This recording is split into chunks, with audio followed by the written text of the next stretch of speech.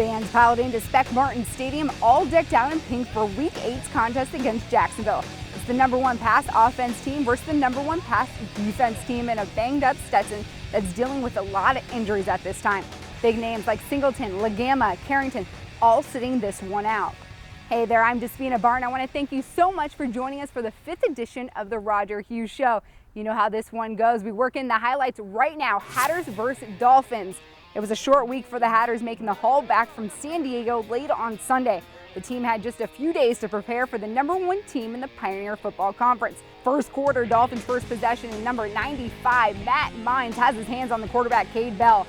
Watch out, freshman defensive end Eddie Curry hustling down. He smells blood and makes the sack for a huge loss. Big time play right there that ultimately forced Jacksonville to punt away. Dolphins get the ball back at the 9:16 mark and string together a few first downs en route to completing a 41-yard field goal. They go ahead and put the first points up on the board. Stetson on their own 25, Ryan Tentler beams one over to Keegan Moore. He can't hang on, and number 15, Dallas Jackson from the Dolphins picks it off. He treks downfield for a 39-yard touchdown, a very costly turnover there. Second quarter now, home team trailing 17-0. The Hatters defense doing their job right here. Cade Bell's pass is intercepted. #1, Chris Atkins, he squeezes it out, makes it down to the 44-yard line. Atkins, being from Jacksonville, I know that one tasted sweet for him. Tentler back on the field, tries to make way on the ground, then here on 3rd and long, an incomplete pass. It was intended for Ryan Salimos. It ends up in a Dolphins coach's hands on the sideline. The boys in green got a punt away. A few plays later, Jacksonville in the red zone, first down and goal. Cade Bell, well, he thinks he's got a touchdown. No way. Instead, the defensive guru, Chris Atkins, bats it away. Frustrations running high for the Finns, who threw 4 touchdowns last year, now find themselves struggling in the red zone. Moments later on 3rd down, Bell tries again, tries to rectify the situation. Instead, Atkins is there again for the pick. His 2nd of the game and 4th on the year from the young man from Jacksonville. We'd see one more big defensive stop before the half right here. Number 56, Davian Belk, he takes down Cade Bell in the backfield. Belk would register 5 tackles for a loss in the game. Certainly the D is doing their job tonight. As for the offense, well, they couldn't get going. Now here in the 3rd quarter, Hatters trailing 23-0. But let me introduce you to Ignacio Madrid. The sophomore gets his first career interception right here and holds on to take it all the way down to the 22. Ryan Tentler and company back on the field with 8:07 to go in the 3rd quarter. Great field position and a great flow going right here. Tentler over the top to Mike Younger, who goes right down the gut for the score. The Cocoa native picks up his first receiving touchdown of his career. The extra point goes down. It's 23-7. 4th quarter now, the Payne train, Donald Payne, who's been making stops all night, he ends Jacksonville's stint in the end zone with this interception. Payne, who is the Stetson Student Athlete of the Month, finished the night with 21 tackles, 16 unassisted, and 1 interception. Hatters now with one last chance to score. Blake Platzmeyer under center now, showing off his running skills. He keeps the chains moving. Then a couple penalties put Stetson on the Dolphins' 35. Platzmeyer hits Cole Mazza now with room to dance. He keeps Hatters' drive alive. 3rd down and 4 under 30 seconds to go. No timeouts left for Coach Hughes' team. Platzmeyer throws it up, incomplete, but stops the clock. Now we have 11 ticks till the end of this one. This time it slips through the hands of Darius McGriff. The #1 passing offense beats out the top passing defense this time. The contest ends in the Dolphins' favor, 30-7. Don't go anywhere. When we return from commercial break, we'll have head coach Roger Hughes on hand. Also an exclusive one-on-one interview with the men's basketball head coach Corey Williams. He won an NBA title with MJ. Don't go anywhere. You're watching the Roger Hughes Show.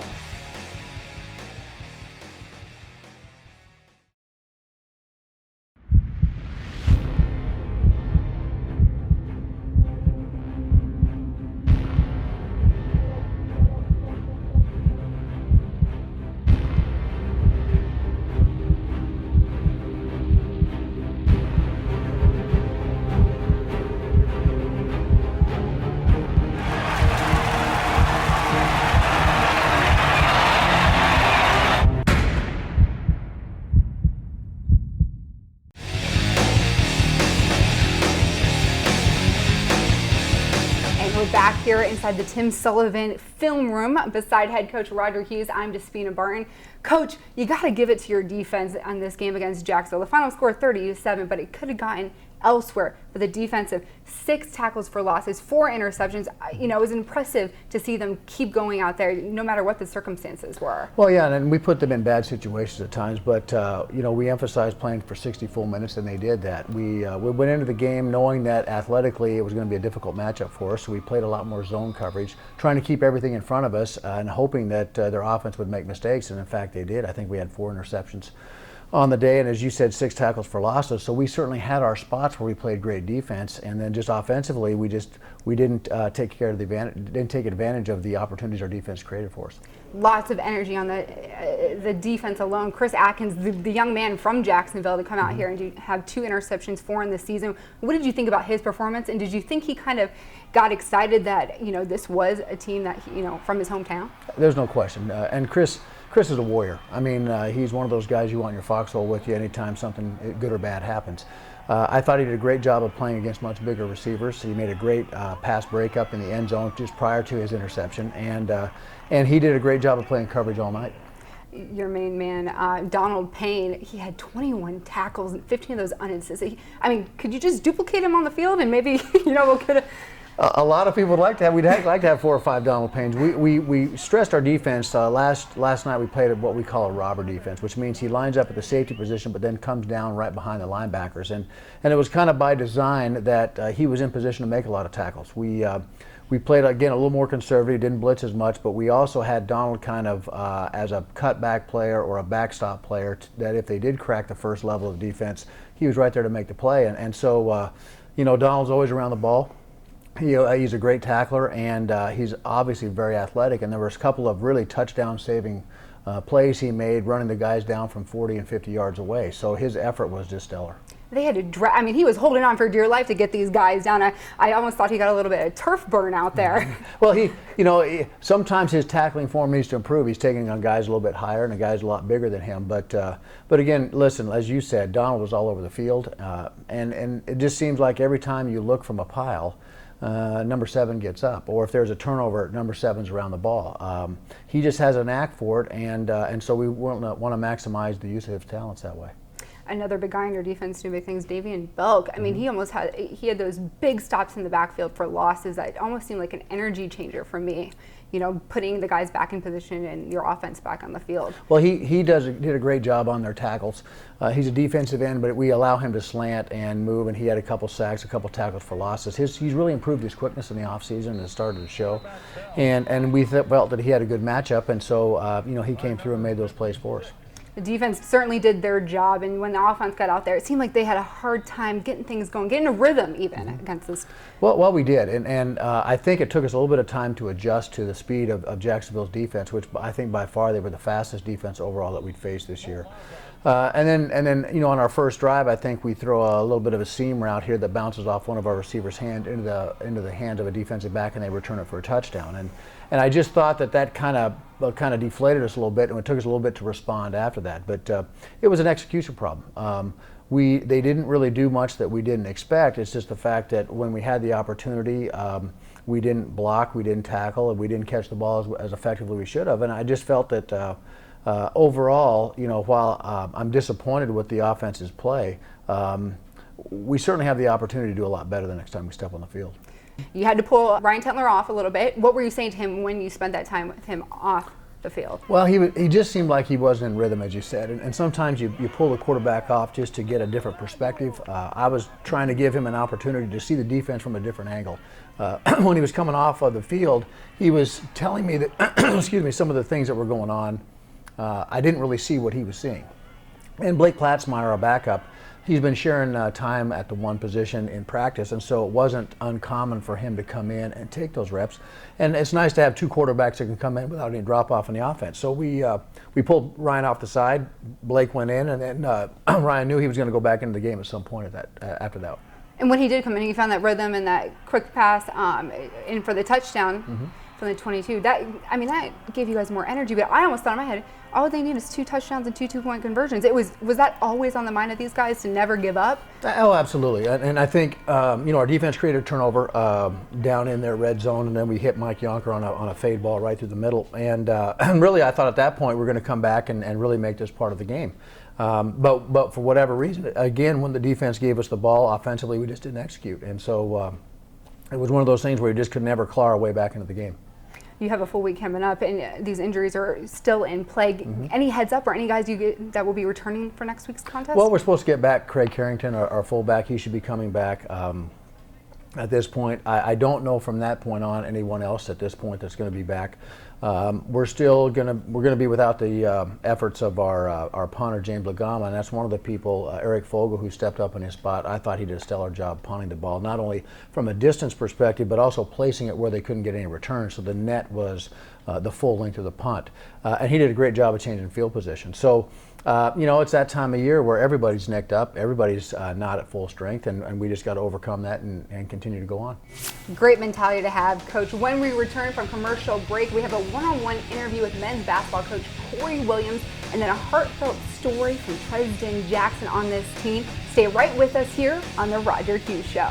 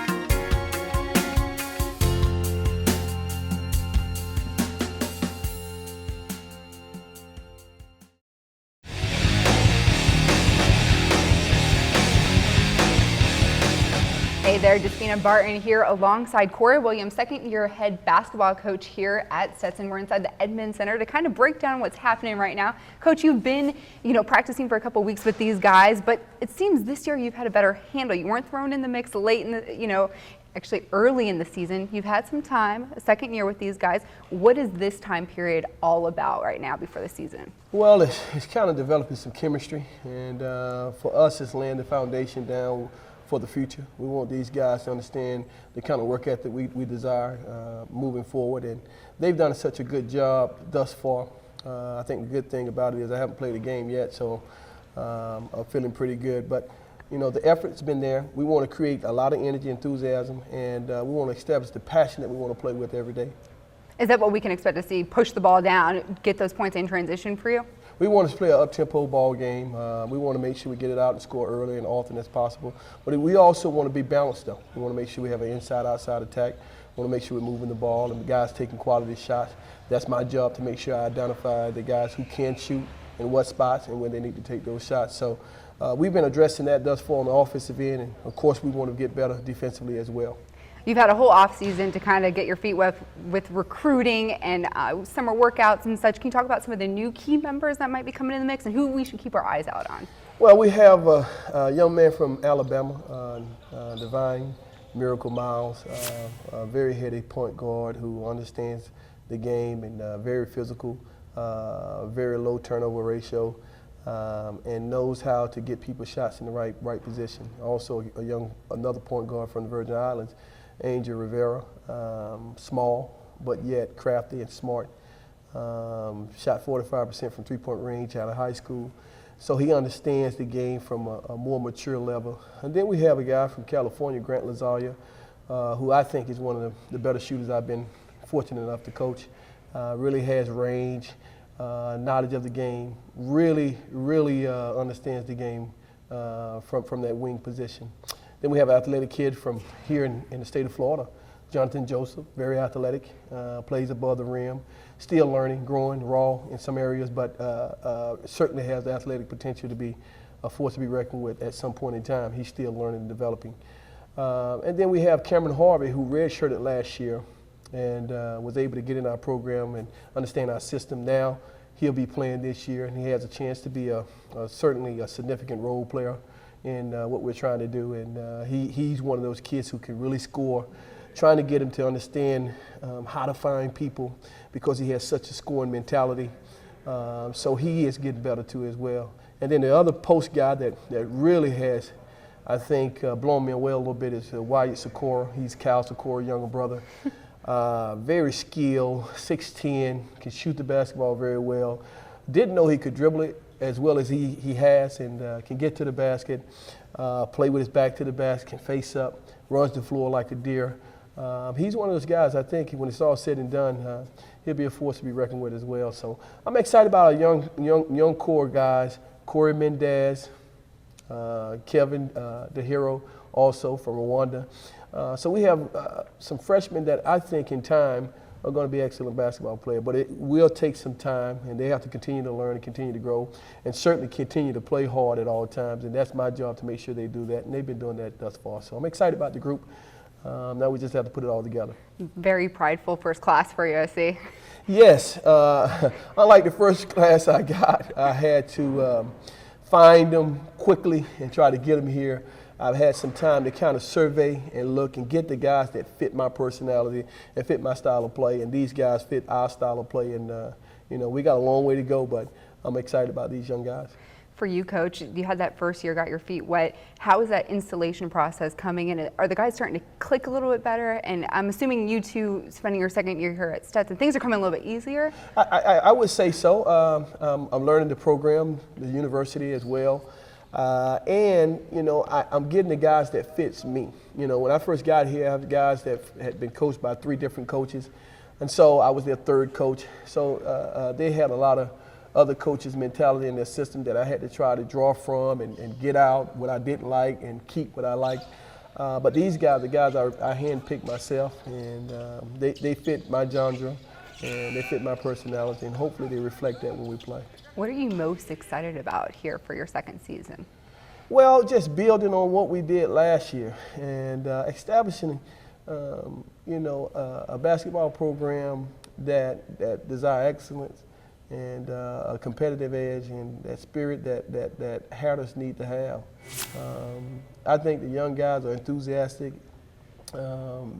blending in with a guy like Kentuan Smith, who is a senior this year, who last year averaged 10 points a game, and Brian Pegg and Kyle Sikora. So they're able to, and BJ Glassford, they're able to come in with a group of guys that understand my system a little bit and just kind of grow. I want them to grow and mature. I want to allow them to make mistakes and play. But at times I'll be a little hard on them, but I'll also be encouraging, put my arm around them, and show them the support and love that they need. But I'm excited about just being here and the opportunity to make change. You obviously bring with you a winning mentality. Yeah. You coached many years, but your rookie season in the NBA, you got to spend that with the Chicago Bulls and win the NBA championship. I was told by a little birdie that you had an awesome nickname that year. Can you tell me about that? Well, my nickname was Pee Wee, and it was a heckler that attended the Washington Wizards basketball game, and I was on the bench, of course, at the time, and he started chanting out, Pee Wee Williams, Pee Wee Williams. And that wasn't a bad part. It was only when Phil Jackson, the head coach, looked down the bench and he said, Pee Wee, get in the basketball game. From that point on, it stuck, and I was known as Pee Wee. So I guess I should be proud of the name because it was with the Chicago Bulls, but certainly people call me that to this day. Whatever Phil Jackson says goes, right? Yes, and it was interesting. I saw Michael Jordan about 3 years ago, and he stood up, he said, Pee Wee! And so the name is still there. But I think when Michael Jordan calls you Pee Wee, it's a good thing. You're safe. You're safe. That's exactly right. Well, since then, you always knew you wanted to be a coach, playing in high school, college, in the pros, all over. How did that fire first begin with you, that coaching desire? Well, I played, and I think the best thing for basketball players, the next best alternative is to coach.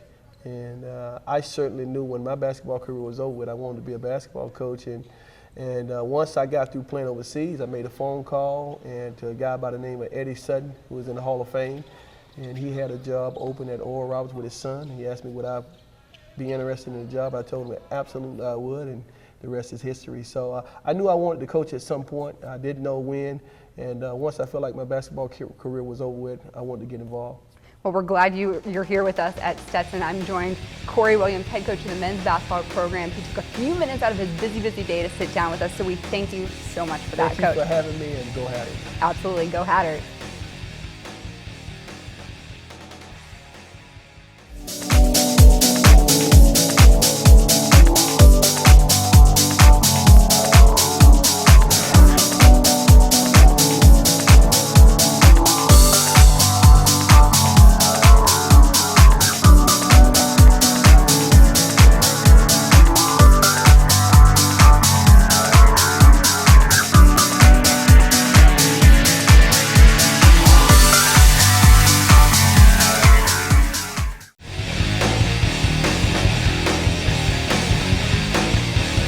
Welcome back to the Roger Hughes Show. We're inside the Tim Sullivan film room.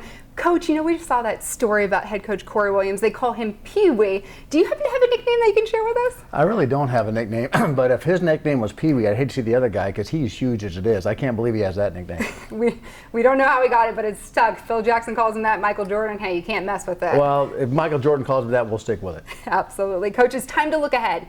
Davidson is the next team on your docket. How do you begin preparing now back with a regular full week here in DeLand? Well, first thing we have to do is look at the film, correct the mistakes from last week, and then we have a JV game actually on Monday where the kids who don't really travel get a chance to play in games, and I think that overall is going to help the progress of our program and the younger kids who have to understand what it's like to play in a game and not just practice. The speed of the game is what's different, and hopefully they'll get there through the JV game.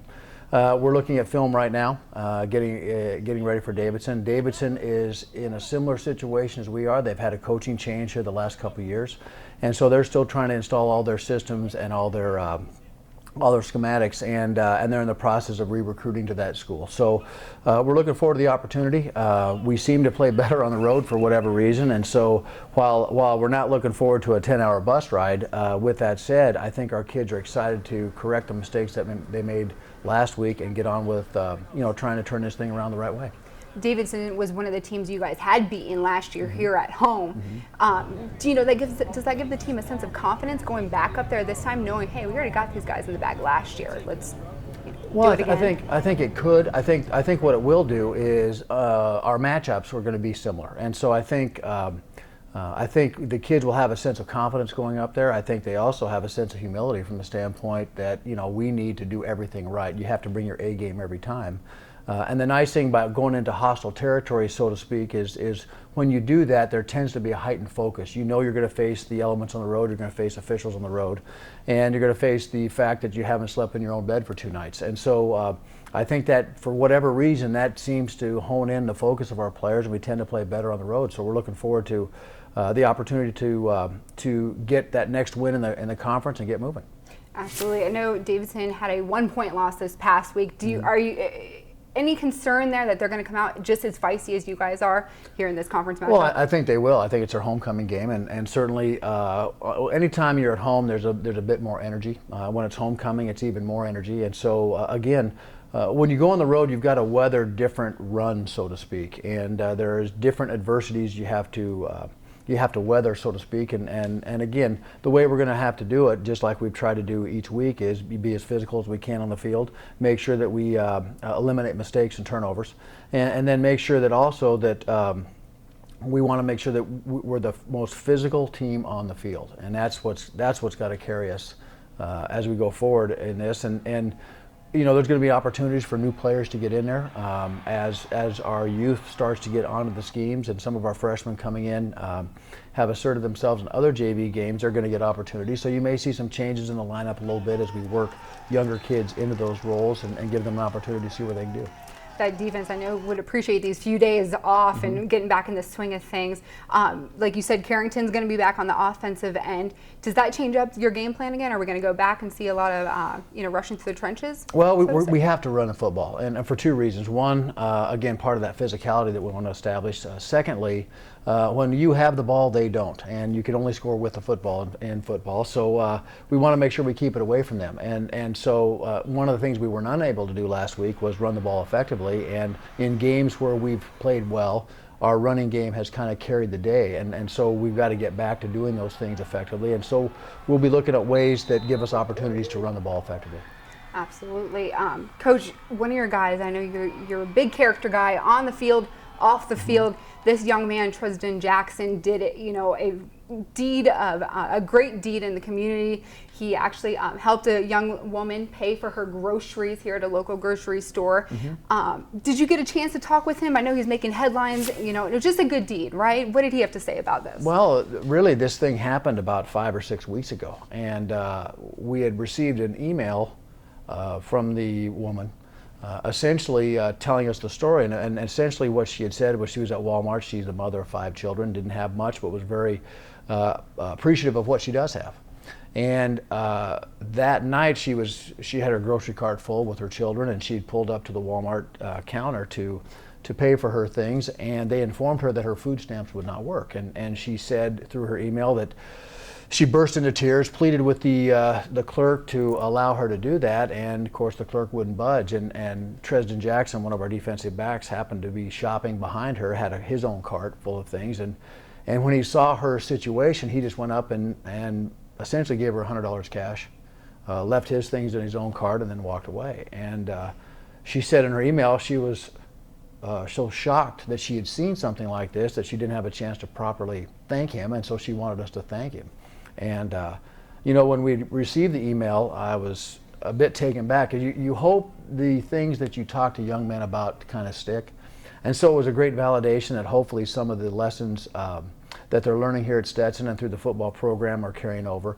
I have no delusions that I'm sure those values were instilled by his parents, and he just carried them forward. But it also gave me a great opportunity to share with the team of, especially right now when there's all these incidents of men not treating women appropriately, to try to reemphasize the fact that this is how we should be treated, or how we should treat women, and how we should understand that a random act of kindness at any time can have profound effects. And in this case, I had first spoke about this about 3 days later. I was speaking at the Orlando Touchdown Club, and Mike Bianchi, the sports writer from the Orlando Sentinel, happened to be there. And he asked me about the story, and so he kind of sat on this thing for a while, and it just happened to come out this last week, and it's just, the story has gotten wildfire. And the thing that's great, I mean, it's great for Stetson, it's great for Triz's act of kindness to get out there.